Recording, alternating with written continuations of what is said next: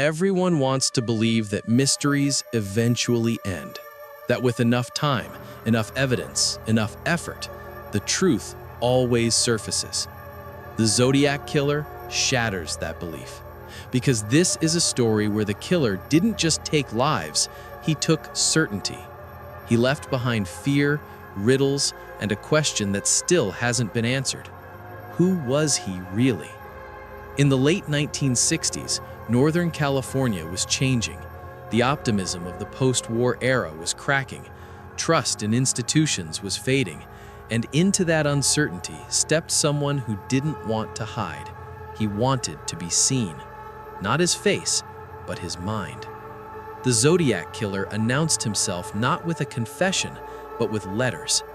In 1969, newspapers in California received chilling messages, handwritten notes, strange symbols, a promise that if his words weren't published, he would kill again. This wasn't just murder, this was performance, control, a deliberate attempt to dominate not just victims, but an entire region's sense of safety. The first confirmed attacks occurred months earlier. A young couple shot while sitting in a parked car. Another couple stabbed near a lake. Lovers' lanes, places associated with privacy and intimacy, became hunting grounds. This wasn't random, it was symbolic.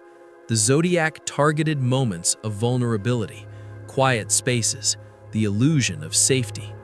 And then came the letters. He called himself Zodiac. He included ciphers, complex codes filled with symbols that looked like they belonged to another world. Some were eventually cracked, others never were. The ones that were deciphered didn't reveal remorse, they revealed contempt. A man who believed he was smarter than everyone else, a man who didn't see his victims as people, but as pieces in a game. What makes the Zodiac Killer so psychologically disturbing isn't just the violence, it's the mindset. He didn't kill in a frenzy, he killed with intention. And then he waited. He watched. He read the papers. He adjusted his behavior based on the reaction he received. This is a classic trait of what psychologists call narcissistic sadism. The suffering alone isn't enough. The recognition matters just as much. Zodiac wanted to be feared, but more than that, he wanted to be admired for his intelligence, his cleverness, his ability to stay ahead. One of his most infamous letters included a line that still sends chills decades later. He claimed that killing people was better than hunting animals because humans were more fun. This wasn't rage speaking, it was detachment, emotional coldness, a complete absence of empathy. Yet here's where the story becomes more unsettling. Despite his arrogance, Zodiac also showed signs of insecurity. He constantly demanded attention.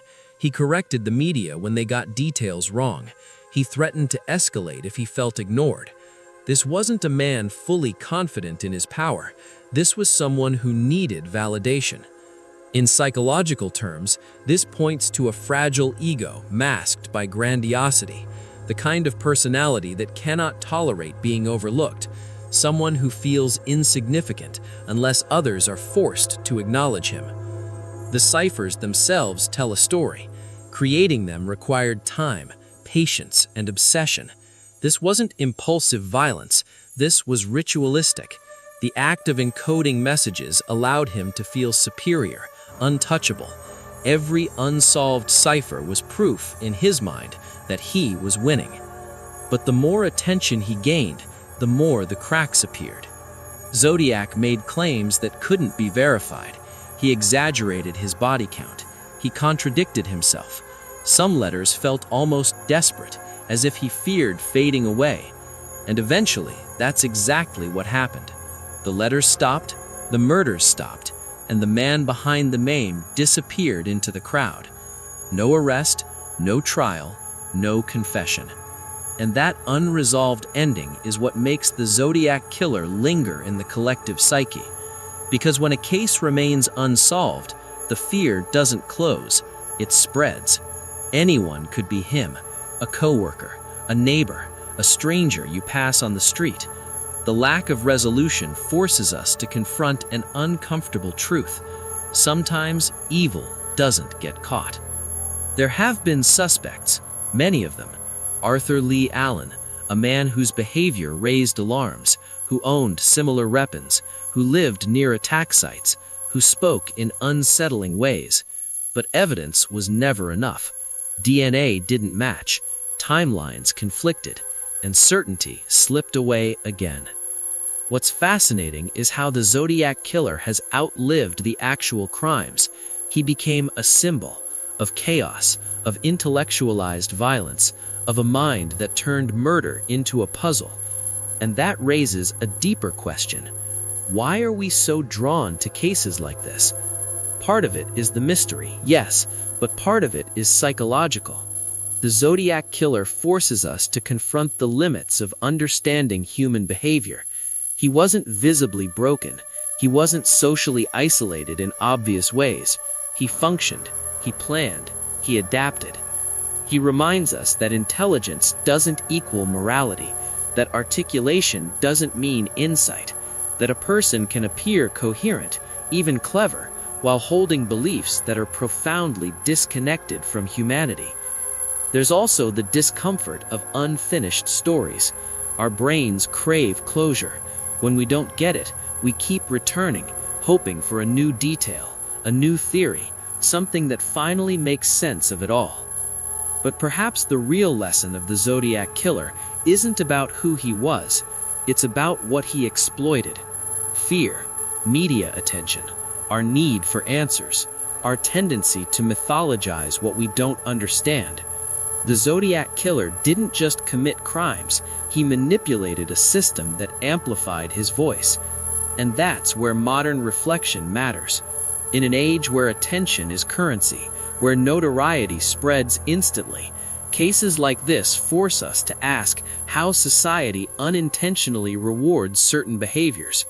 Understanding the Zodiac Killer isn't about admiration or fascination with violence. It's about recognizing patterns, ego, control, detachment, the dangerous mix of intelligence and emptiness. Because while this killer may belong to the past, the psychology does not. If this story stayed with you, that's not accidental. Unanswered questions tend to echo. If you value deep, psychological, true crime storytelling that goes beyond the surface, take a moment to like the video. Subscribe for more explorations into the minds behind real crimes. And before you leave, reflect on this.